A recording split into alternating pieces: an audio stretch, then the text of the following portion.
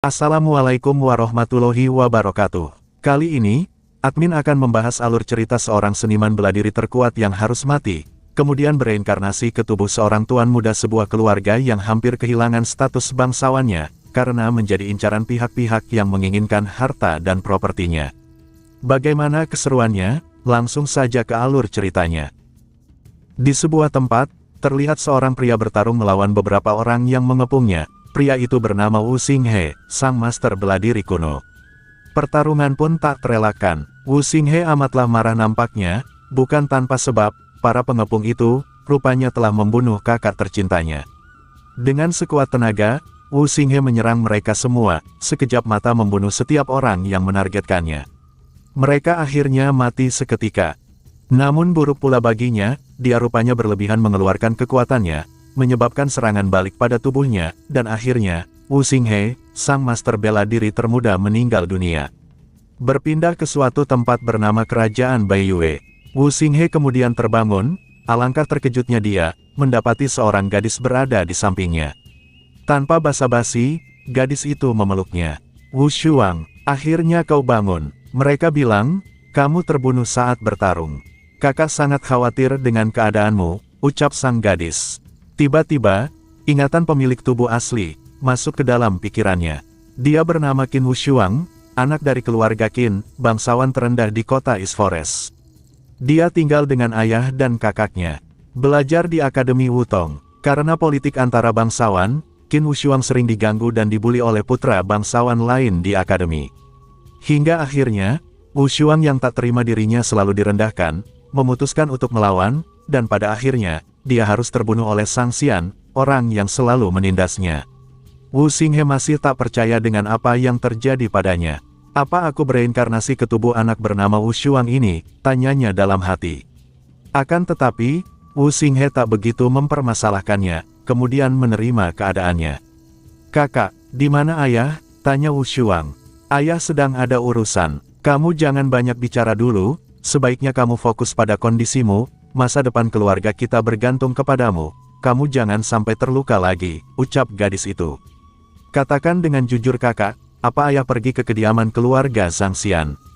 Lagi pula, aku tidak mati, tolong minta ayah untuk kembali."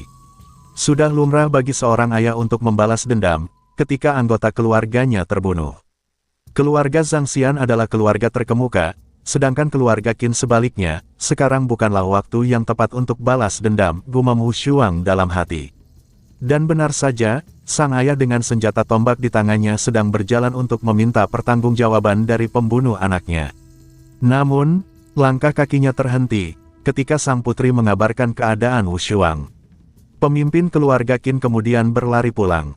"Wu Shuang, akhirnya kau sadar, cepat beritahu ayah, apakah keluarga Zhang memaksamu untuk bertarung? Cepat beritahu ayahmu ini, aku pastikan akan meminta keadilan untukmu." Amat nampak kekhawatiran Qin Lianshan kepada putranya. Wu Xinghe yang kini berada di tubuh Wu Shuang, merasakan hangatnya kasih sayang seorang ayah yang tak pernah dia dapatkan pada kehidupan sebelumnya. "Mari kita lupakan saja ayah, lagi pula aku tidak apa-apa, kita lebih baik berpikir ke depan, bukan berarti melupakan kebencian, kita harus memikirkan, bagaimana keluarga kita dapat keluar dari situasi ini," ucap Wu Shuang menenangkan. Jianshan melihat jelas perubahan dalam diri anaknya, Wu Shuang yang dulunya tertutup, menjadi begitu tenang. "Kau benar anakku, kita harus memikirkan solusi agar keluarga kita secepatnya dapat keluar dari situasi ini," ucap Jianshan. "Mulai sekarang, besok dan seterusnya, kamu jangan pergi ke akademi, kamu akan berlatih teknik seni bela diri leluhurmu.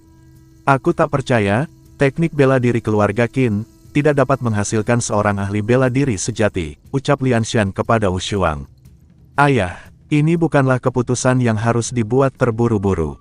Jika aku naga, maka, aku dapat membalikkan lautan dimanapun aku berada. Aku, Qin Wu Shuang, tidak akan membuat keluarga Qin dipermalukan lagi," lantang Wu Shuang kepada ayahnya. Sebelumnya, Qin Wu Shuang mungkin takut kepada mereka. Tapi, keadaannya berbeda sekarang. Karena aku sudah terlahir kembali ke dalam tubuh ini, mereka bukanlah apa-apa. Dan keluarga Zhang Xian hanyalah semut bagiku, gumam Wu Shuang dalam hati. Waktu pun berlalu, Wu Xinghe memikirkan perihal kejadian yang menimpa Wu Shuang. Wu Xinghe merasa, pertarungan yang menyebabkan Wu Shuang mati, jelas merupakan sebuah konspirasi. Semua kejadian yang menimpa Wu Shuang berkaitan dengan kompetisi antar keluarga yang akan dilaksanakan 4 tahun mendatang. Jika Qin Wu Shuang mati, maka, keluarga Qin akan kehilangan ahli warisnya. Dan secara otomatis, keluarga Qin juga akan kehilangan status bangsawannya. Dengan demikian, seluruh properti keluarga Qin akan jatuh kepada bangsawan lainnya. Keesokan harinya, di aula utama keluarga Qin, beberapa orang menemui patriark keluarga Qin. Wu Shuang bersama sang kakak dipanggil untuk menemui mereka. Wu Shuang, apa lukamu sudah sembuh? Tanya dekan akademi kepada Wu Shuang. Oke teman-teman, untuk seterusnya, kita akan panggil Wu Xinghe sebagai Wu Shuang. Lanjut. Dalam ingatan Wu Shuang, jelas orang di depannya adalah salah satu orang yang terlibat dalam tragedi pertarungan dirinya sebelumnya. Ketika Wu Shuang dipukuli, sang dekan berdiam diri dan tak melakukan apa-apa. Terima kasih atas kekhawatiran Anda, sekarang lukaku sudah sembuh. Aku khawatir, akan mengecewakan banyak orang. Ucap Wu Shuang kepada sang dekan. Mendengar jawaban Wu Shuang, sang dekan terperangah, merasa aneh dengan sikap berani Wu Shuang di depannya. Apakah kalian bisa memberitahuku alasan kalian datang kemari? Tanya patriark keluarga Qin kepada orang-orang di depannya. Patriark Qin, saya datang ke sini karena memiliki saran yang baik untuk Anda. Saya yakin, Anda sudah tahu keadaan keluarga Anda. Anda tidak tahu apa yang akan terjadi kepada keluarga Anda, jika Anda kehilangan tempat di kalangan bangsawan. Dan sekarang saya punya saran yang baik untuk Anda, apakah Patriark Qin ingin mendengarkan? Prolog lelaki botak dengan santainya. Kalau begitu, kami ingin mendengar saran darimu, jawab Qin Lianshan. Ini adalah Master Su Zhihai, magnates keluarga Su, saudaranya merupakan keluarga kerajaan yang kuat. Su Sanli. Atas nama keluarga Su, beliau bisa berjanji, selama keluarga Anda bersedia menyerahkan tahta keluarga bangsawan setelah 4 tahun, keluarga Su akan menjamin keamanan keluarga Qin, lanjut pria botak. Magnates adalah istilah bagi seseorang yang memiliki otoritas tinggi. Sun Seng, dari nada bicaramu, apakah kau berpikir dalam waktu 4 tahun, keluarga Qin akan kalah, sentak Lianshan. Saudara Lianshan, saya percaya, Anda lebih tahu keluarga Anda daripada saya. Selama 20 tahun terakhir, banyak kekuatan baru muncul di wilayah Luojian, contohnya Bos Niu dari toko herbal di kota Donglin. Dengan kekuasaan dan koneksinya, mungkinkah keluarga Qin mampu bertahan? Evaluasi ini sepenuhnya dilakukan oleh Zhou Holy Land. Semua yang bertanggung jawab ditetapkan oleh Kaisar sendiri. Jika mereka memiliki koneksi, mampukah mereka menjangkau Zhenwu Holy Land? Apakah kau pikir Kaisar akan peduli dengan masalah kecil ini? Selain itu, cara bertahan hidup adalah menjadi yang terkuat, tidak peduli dengan apa yang kau gunakan. Kurang ajar, kau ingin menghancurkan masa depan keluargaku. Seperti yang kukatakan, serahkan tempatmu untuk menjaga keluargamu tetap aman. Tentu saja, apakah keluargamu akan bertahan sampai 4 tahun mendatang? Masihlah menjadi tanda tanya, ancam Sun Seng kepada Lianshan. Memang benar keluargaku saat ini merosot, akan tetapi, kami tidak sudi berada di bawah belas kasihan orang lain. Jika kau menginginkannya, datang dan ambillah, aku tidak peduli seberapa banyak kau menginginkannya, akan aku hadapi dengan seluruh kekuatanku, tegas Lianshan. Kelihatannya keluarga Qin lebih suka dihancurkan dan hidup dalam penderitaan, ucap Su Zhihai. Dalam moto leluhur keluarga Qin kami, jika kau ingin menghancurkan keluarga Qin, kau harus berjuang dengan sekuat tenaga.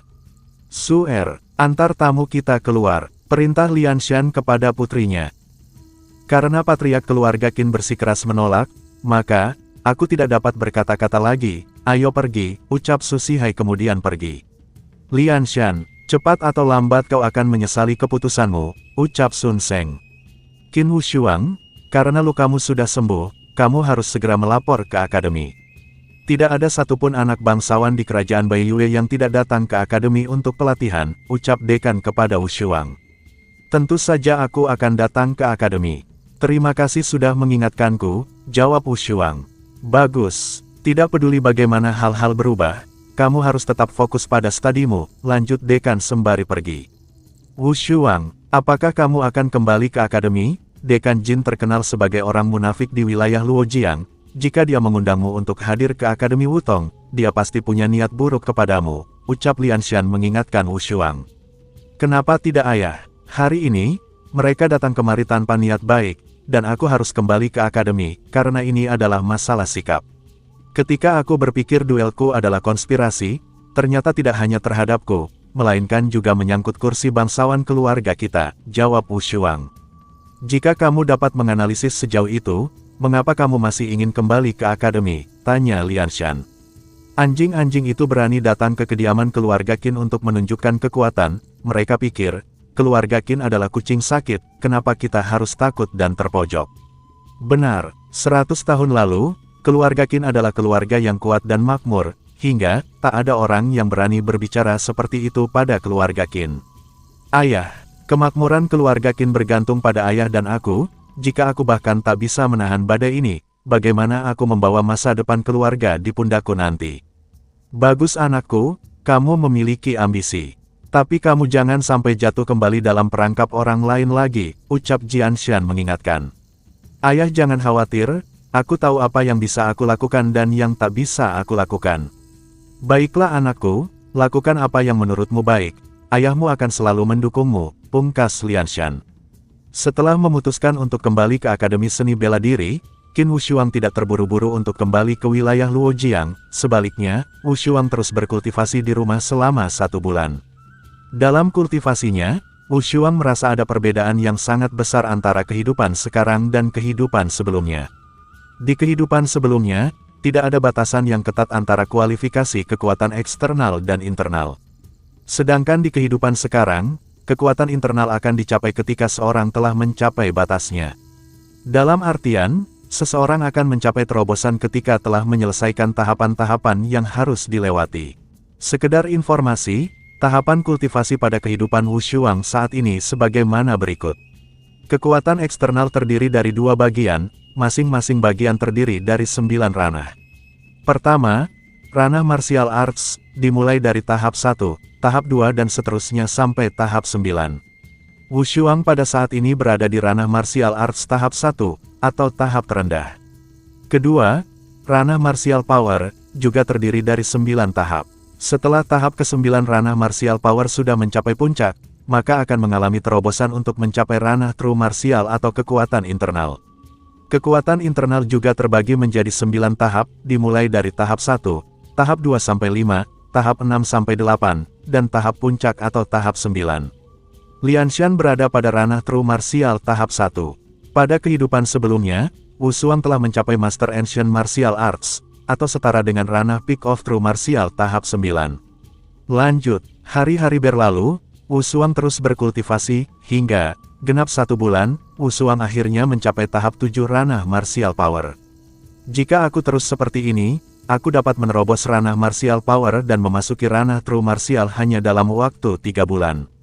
Dalam waktu 4 tahun sebelum evaluasi antar keluarga, aku akan dapat memulihkan 70% hingga 80% dari puncak kekuatanku pada kehidupan sebelumnya. Masih ada jalan yang panjang untuk mencapai ranah Peak of Martial Power tahap 9, tapi, itu sudah lebih dari cukup untuk kembali ke akademi, gumam Wu Shuang dalam hati. Berpindah ke kediaman keluarga Qin, Wu Shuang melihat sang kakak termenung sendiri, Wu Shuang kemudian menghampiri. Kakak, apa yang terjadi kepadamu? Tanya Wu Shuang. Tidak terjadi apa-apa pada kakak, kamu jangan khawatir. Kakak, katakan kepadaku apa yang terjadi, jika kamu menganggapku sebagai adikmu, desak Wu Shuang. Wu Shuang, kemarin, Bing dari keluarga Tianzuan datang lalu berbincang denganku selama setengah jam. Dan pagi ini, mayatnya ditemukan tergeletak di depan gerbang kediaman kita.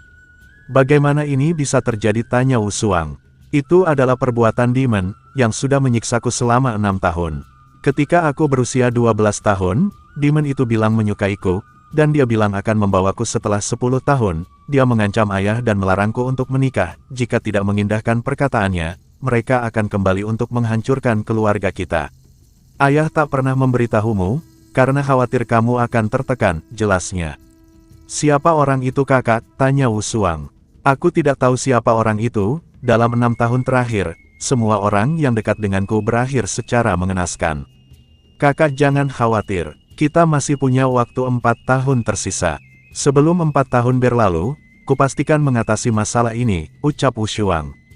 Aku tidak bisa melindungi kakakku dalam kehidupanku sebelumnya, jadi, aku akan melindungi mereka dalam kehidupan ini, gumam Wu Shuang dalam hati. Beberapa waktu pun berlalu, Wu Shuang akhirnya telah sampai di depan pintu gerbang akademi.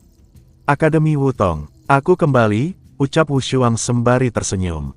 Wu Shuang melangkah memasuki akademi. Semua orang memperhatikan Wu Shuang yang masih berani kembali. Tuan Muda Su, Wu Shuang ini masih berani kembali. Dia rupanya tidak menganggap kita, ucap Zheng Xian kepada Tuan Muda Su Ting. Qi Wu Shuang terus melangkah, tak memperdulikan orang-orang di sekelilingnya, lagi pula, tak perlu kiranya mendengarkan ocehan para bocah di sana. Hingga, sebuah suara menghentikan langkahnya. Qin Wu Shuang, kau kembali, ucap Dekan Akademi. Apa luka di kepalamu sudah sembuh? Tanya Dekan Akademi berbasa-basi. Jika ada yang ingin Dekan katakan, maka, katakan dengan cepat.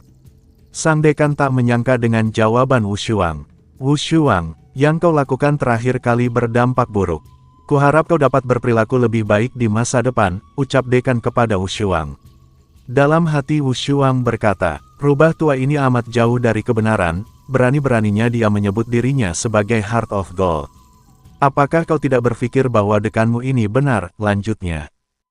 Kau benar Dekan, ketika aku dihadapkan dengan provokasi dari keluarga bangsawan lain, aku harus merendah.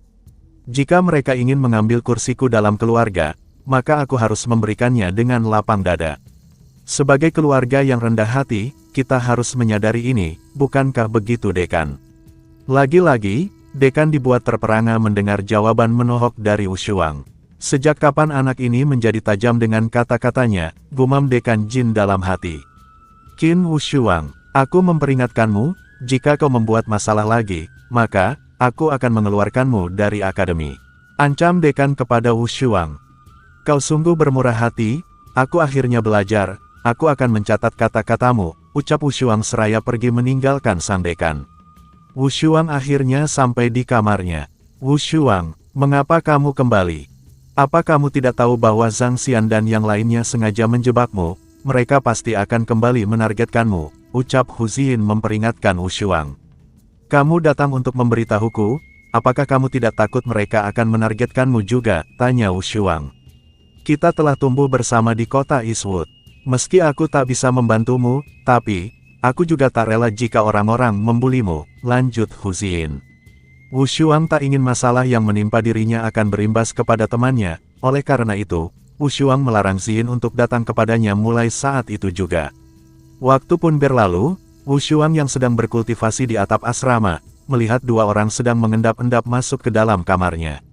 Dari pembicaraan keduanya, Wu Shuang mengetahui salah satu dari mereka adalah Su Ting. Su Ting merupakan putra termuda dari keluarga Su, yang juga merupakan pembuli terkenal di akademi. Tak tinggal diam, Wu Shuang segera memeriksa apa saja yang orang-orang itu rencanakan. Dan benar saja, ketika Wu Shuang membuka lemarinya, seringai jahat Wu Shuang mengembang dari mulutnya. Kau suka bermain kotor rupanya, kalau begitu, akan kutemani sampai akhir, ucap Wu Shuang dalam hati. Beberapa saat pun berlalu, kegaduhan pun terjadi di asrama murid perempuan. Semua orang berkumpul untuk mengetahui apa yang sedang terjadi. Tangkap pencurinya, teriak salah seorang siswa sembari mengumpulkan semua siswa akademi. Semua orang bertanya-tanya, kira-kira siapa yang berani menyelinap dan mencuri di asrama perempuan. Li Fei, apa kau melihat pencurinya? Tanya Su Ting. Aku melihat sosok yang melompati tembok tinggi, aku pun terkejut, karena gelap, aku tidak bisa melihat wajah pencuri itu. Akan tetapi, aku melihat pencuri itu masuk ke asrama laki-laki, ucap Li Fei. Su Ting tersenyum senang, melihat reaksi dari seluruh siswa, tinggal mengarahkan mereka untuk memeriksa kamar Wu Shuang, dan rencana yang telah dia susun akan berhasil. Beberapa saat kemudian, seorang siswi datang, siswi itu bernama Yun Qinyan, putri salah satu dari 3 keluarga teratas. Aku akan memastikan sendiri siapa yang berani mencuri barangku, ucap Yun Qinyan. Dengan diikuti seluruh siswa, Yun Qinyan mendobrak pintu kamar asrama siswa satu persatu, amat arogan tingkah gadis belia ini rupanya. Hingga akhirnya, tibalah Yun Qinyan di depan pintu kamar Wu Shuang. Siapa yang tinggal di kamar ini? Tanya Yun Qinyan. Sepertinya anak keluarga Qin dari Eastwood Nona, jawab Zhang Xian. Orang ini berani menutup pintunya rapat-rapat saat ada penggeledahan, aku jadi curiga kepadanya. Wu Shuang, buka pintunya, kalau tidak, jangan salahkan aku jika menggunakan kekuatanku, teriak Yun Qinyan. Wu Shuang menghentikan sikap arogan Yun Qinyan, dan menghalanginya untuk menggeledah kamarnya. Wu Shuang, berhenti berpura-pura bodoh. Nona Yun sedang mencari pencuri yang menyusup ke asramanya. Jika kau merasa bukan pencuri itu, bekerja samalah, dan biarkan Nona Yun memeriksanya, sergah Zhang Xian kepada Wu Shuang. Boleh saja jika ingin menggeledah, akan tetapi, jika kamarku digeledah, maka, seluruh kamar di asrama ini juga harus digeledah, jawab Wu Shuang. Kau terlalu banyak bicara, ketika aku menggeledah kamar ini, otomatis semua kamar juga harus digeledah, ucap Yun Qinyan. Aku hanya berjaga-jaga, jika saja nanti kau tidak menemukan apa-apa di kamar ini, dan orang lain tidak mengizinkan kamarnya untuk digeledah, aku bisa berbuat apa, jawab Wu Shuang.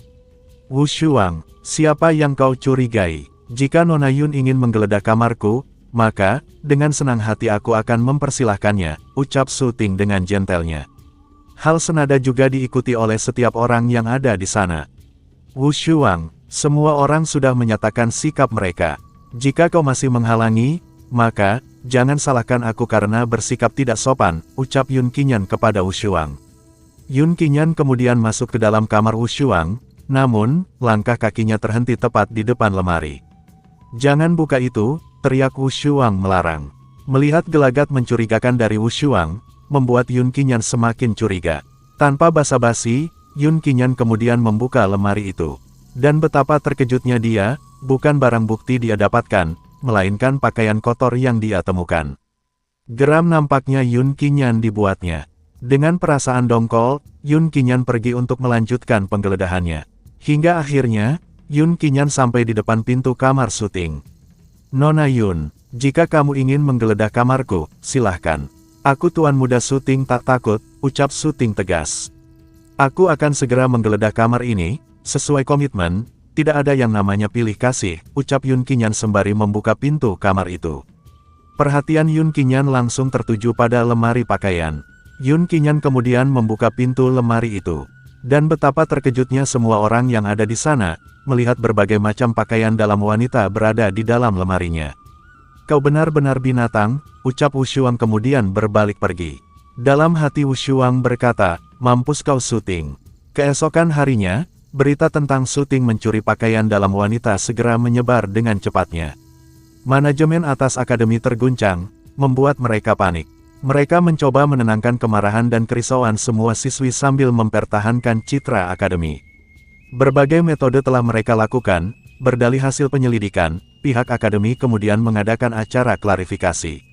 Dengan alibi bahwa ketika kejadian, Su Ting sedang berlatih dengan beberapa siswa, dan Su Ting dijebak, sehingga Su Ting dinyatakan tidak bersalah. Akademi akan terus melakukan penyelidikan terkait kasus pencurian di asrama perempuan, hingga pelaku sebenarnya ditemukan, tutup dekan pada acara itu. Su Ting nampak begitu marah dengan kejadian yang menimpa dirinya, ternyata rencana yang telah dia susun berbalik mengenai dirinya. Wu Shuang, kau lihat saja, aku tidak akan melepaskanmu, gumam Su Ting marah dalam hati. Dari kejauhan, Wu Shuang memperhatikan. Akan bagus jika seseorang memiliki status tinggi, sehingga dengan mudahnya dapat lolos begitu saja. Aku tak dapat membayangkan apa yang akan terjadi jika pemilik tubuh asli ini yang mengalami masalah ini. Di dunia ini, jika kau tidak cukup kuat dan memiliki dukungan dari keluarga yang hebat, kau hanya akan diperlakukan seperti kucing jalanan. Ini adalah hierarki yang ketat. Ada pembatas yang jelas dalam hidup ini, gumam Wu Shuang dalam hati. Berbicara hierarki strata sosial di antara keluarga, dapat dibedakan berdasarkan kekuatan kultivator dari keluarga tersebut. Contohnya, keluarga Qin menempati kelas terendah, dan disebut keluarga humble, dikarenakan kultivator terkuatnya hanya berada pada ranah true martial tahap 1. Keluarga di atasnya disebut prestigious, apabila kultivator keluarga tersebut minimal berada pada ranah true martial tahap 2, seperti keluarga Zhang. Keluarga di atasnya, magnates, apabila kultivator dari keluarga tersebut berada pada ranah true martial tahap 5, contohnya adalah keluarga Su dan keluarga Yun.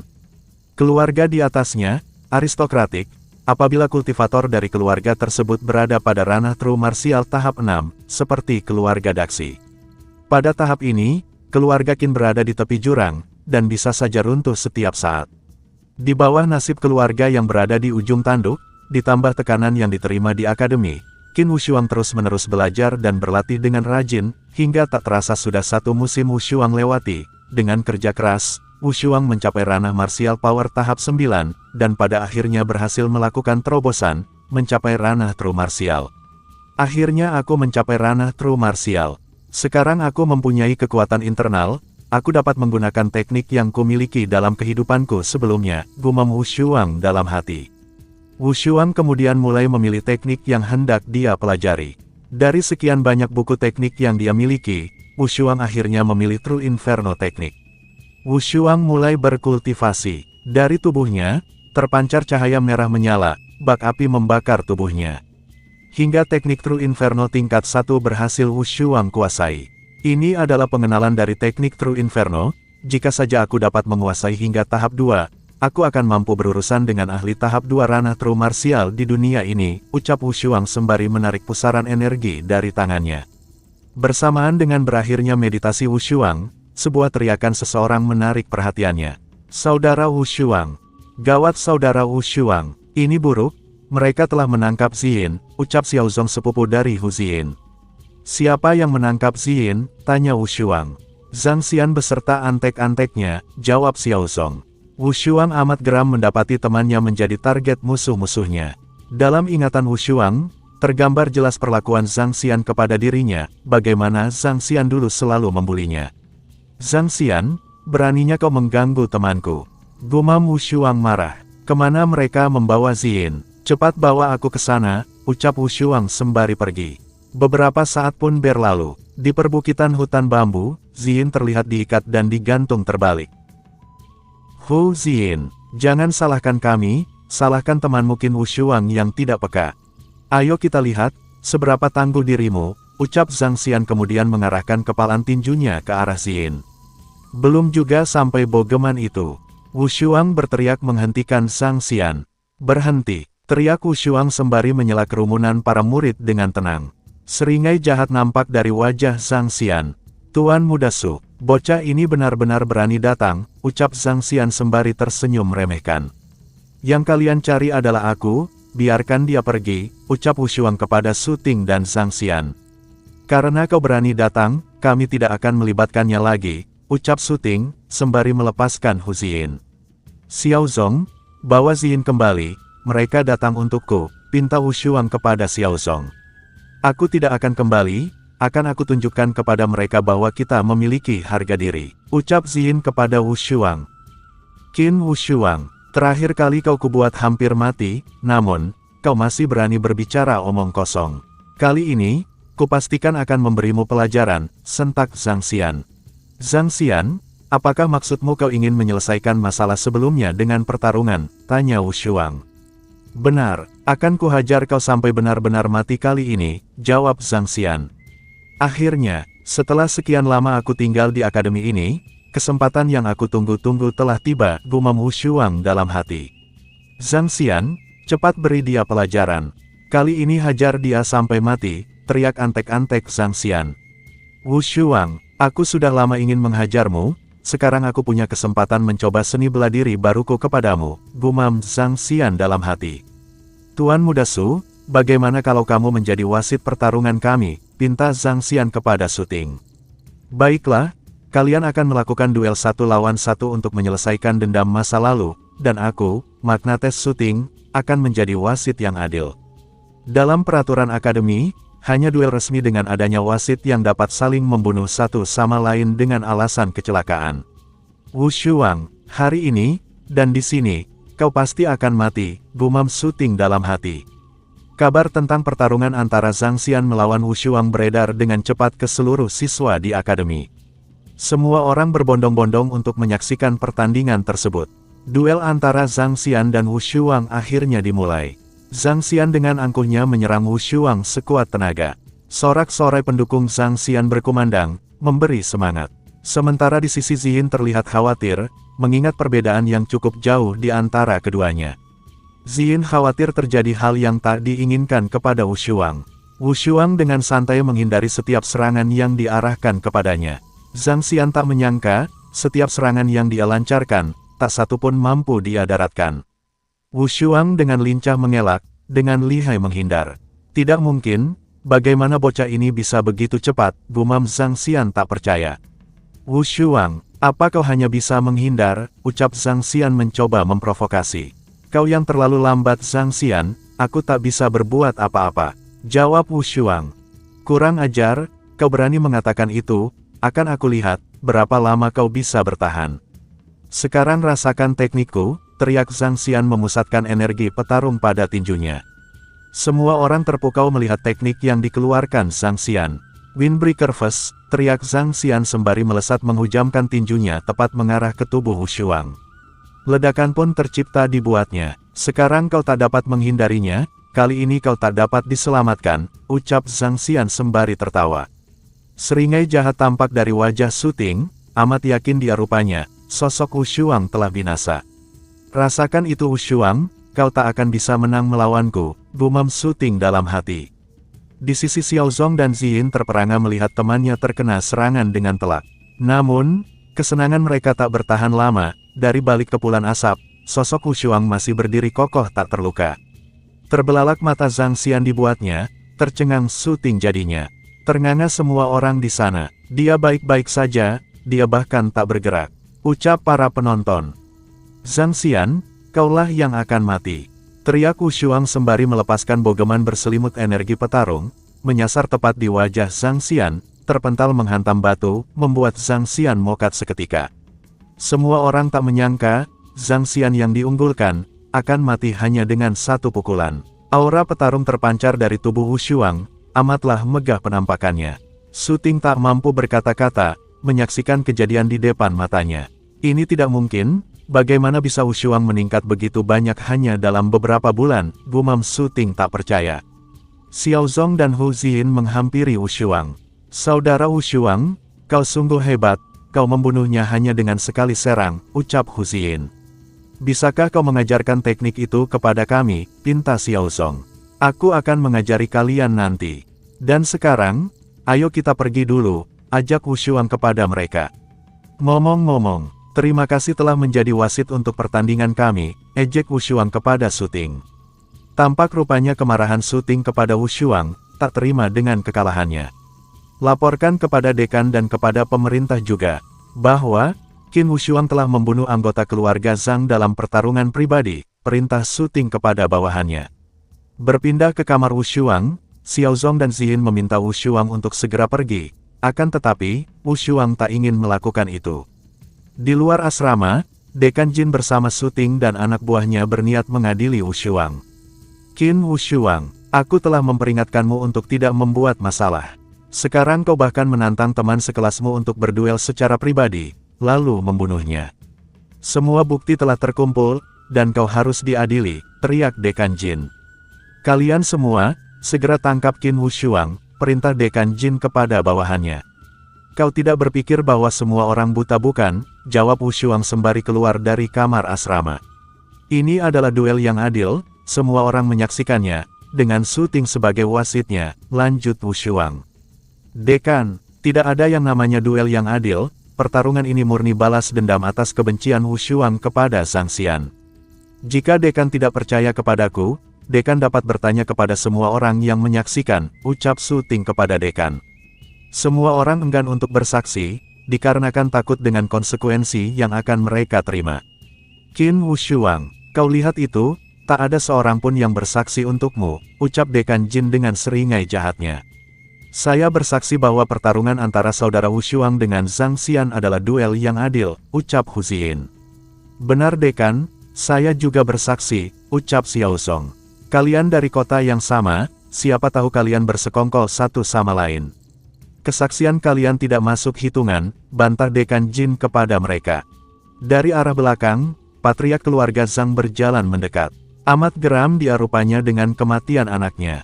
Di mana pembunuh anakku? Tanya Zhang Mou. Segera keluar kau, aku ingin bertarung denganmu, untuk membalas dendam kematian adikku, teriak Zhang Fao, putra tertua keluarga Zhang. Patriark Zhang, Anda ada di sini, ucap Dekan Jin. Dekan Jin, kenapa kau tidak segera menangkapnya, ucap Patriark keluarga Zhang. Semua bukti sudah terkumpul, tinggal berikan perintah untuk menangkapnya, tegas Su Ting kepada Dekan. Merasa sudah tepat waktunya, segera saja Dekan Jin memerintah anak buahnya untuk menangkap Wu Shuang. Qin Wu Shuang, tak ada yang dapat membuktikan bahwa kau bertarung dengan adil, ucap Dekan Jin. Sungguh menakjubkan, tak ada seorang pun murid Akademi Seni Bela Diri yang berani berbicara kebenaran. Aku, Qin Wu Shuang, akan selalu mengingatnya, ucap Wu Shuang lantang. Hentikan omong kosongmu, segera tangkap Wu Shuang, perintah Dekan Jin kepada bawahannya. Semua bawahan Dekan Jin bersiap untuk menangkap Wu Shuang. Terpojok ini Wu Shuang dibuatnya, percuma juga menjelaskan, Wu Shuang hanya pasrah dengan semua keadaan. Hingga, teriakan dari sisi lain asrama menarik perhatian mereka. Tunggu, ucap seorang siswa sembari keluar dari pintu kamarnya. Orang itu bernama Dasi Yang, putra keluarga Daxi. Su Ting, inikah caramu menjadi wasit? Ucap tuan muda Daxi sembari melangkah. Master Dasi, apakah ada yang ingin Anda katakan? Tanya Dekan Jin. Aku kecewa, tak ada satupun yang berdiri tegak untuk mengatakan kebenaran, ucap tuan muda Dasi. Dekan Jin, aku bersaksi, bahwa duel antara Wu Shuang dan Zhang Xian dilakukan secara adil, dan Su Ting adalah wasitnya. Perkataanku dapat dimasukkan sebagai bukti. Jika ada yang ingin menyangkal, silahkan keluar dan berhadapan denganku, tegasnya kepada semua orang seraya berlalu pergi. Tuan muda Daxi, apa Anda melihat dengan mata kepala sendiri? Tanya Dekan Jin. Benar Master, ini semua menyangkut kematian putraku, imbu Patriark keluarga Zhang. Kapan kau pernah melihat anggota keluarga Dasi, pernah mengatakan sesuatu yang salah, ucap Dasi yang kemudian berlalu pergi. Dekan Jin, Anda sudah mendengar kesaksian dari Tuan Muda Dasi, pertarungan mereka dilakukan dengan adil, ucap Hu Xin. Benar, dan Anda harus menghukum siswa yang telah memberikan kesaksian palsu, imbu Xiaozong. Tapi memang sudah dasarnya si penjilat Dekan Jin, tak mau mengakui kebenaran yang sesungguhnya. Rincian masalah ini belum diperiksa. Akan tetapi, pelanggaran yang Wu Shuang lakukan, bahkan jika itu duel yang adil, akan dapat menghancurkan kesatuan akademi. Oleh karena itu, aku sudah memperingatkanmu. Mulai saat ini, kau dikeluarkan dari akademi ini, teriak Dekan Jin. Apakah kau pikir aku ingin tinggal di akademi sampah ini?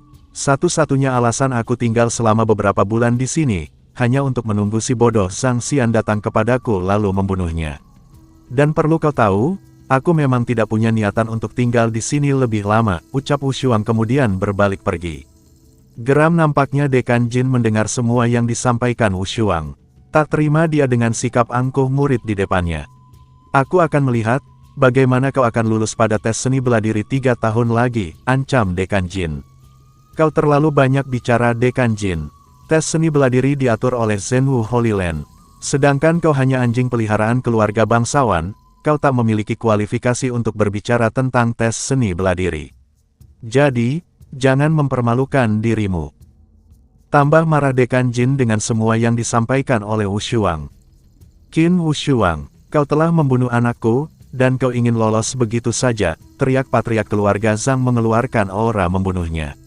Wu Shuang menghentikan langkahnya. Dalam duel yang adil, hidup dan mati ditentukan oleh dewa, dan betapa memalukannya dirimu, jika kau ingin membunuhku di depan umum, jawab Wu Shuang yang juga mengeluarkan aura petarungnya. Wu Shuang sadar akan perbedaan kekuatan antara dirinya dan Patriark keluarga Zhang. Akan tetapi, sepenuhnya Wu Shuang yakin, Patriark keluarga Zhang tak akan berani melanggar peraturan kerajaan Baiyue. Selain itu, kesaksian dari Dasi Yang, akan dianggap sebagai bentuk dukungan atas nama keluarganya. Dan itulah yang menyebabkan Wu Shuang berani memprovokasi balik. Qin Wu Shuang, kau boleh bangga pada dirimu saat ini, tapi akan aku lihat, sampai kapan kau akan bangga pada keluargamu, ucap Su Ting marah. Semua ini karena seseorang menginginkan tempat keluargaku. Ingatlah, gunung tidak pernah pindah dari tempatnya. Sampai jumpa 3 tahun lagi. Tantang Wu Shuang kepada semua orang kemudian pergi. Qin Wu Shuang, aku akan membuatmu membayar semuanya, ucap Patriark keluarga Zhang sembari mengeratkan kedua giginya. Patriark Zhang, berhati-hatilah, saya takut, keluarga Qin mendapat dukungan dari keluarga Dasi. Kita hanya bisa menunggu 3 tahun sampai acara kompetisi antar keluarga dilaksanakan. Pada saat itu, kita hancurkan Qin Wushuang beserta keluarganya, ucap Dekan Jin menenangkan patriark keluarga Zhang. Oke teman-teman, sampai di sini dulu alur ceritanya. Sampai jumpa pada episode berikutnya. Assalamualaikum warahmatullahi wabarakatuh.